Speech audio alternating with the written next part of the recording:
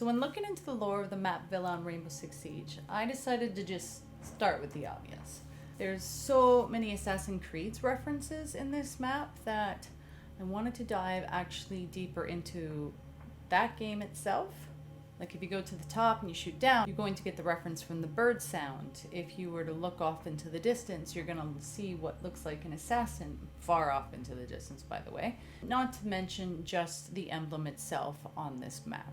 And also thank you everybody who was mentioning yesterday about the zombie in the well, which has always been linked to the Outbreak event. It's one of my favorite Easter eggs. It's great. For anybody who doesn't know, shoot the well, hear a zombie. It's pretty fun. But anyways, back to Assassin's Creed. A really cool post referring to how this villa is where Ezio, I hope I'm pronouncing that right, spent the rest of his days. Like this was his villa.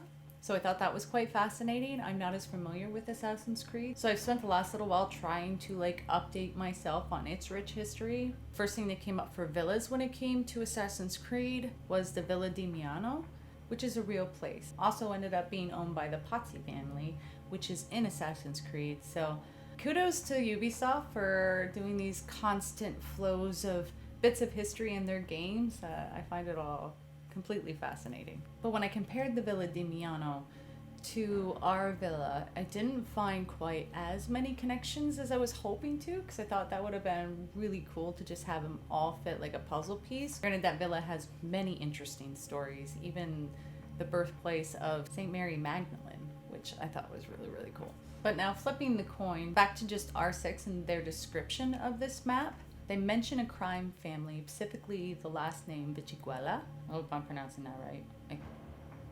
And when I researched that last name, Italy, I actually found a really, really interesting story and a person and a terrorist plot. So that definitely goes with Siege, and we're going to be going over that story tomorrow.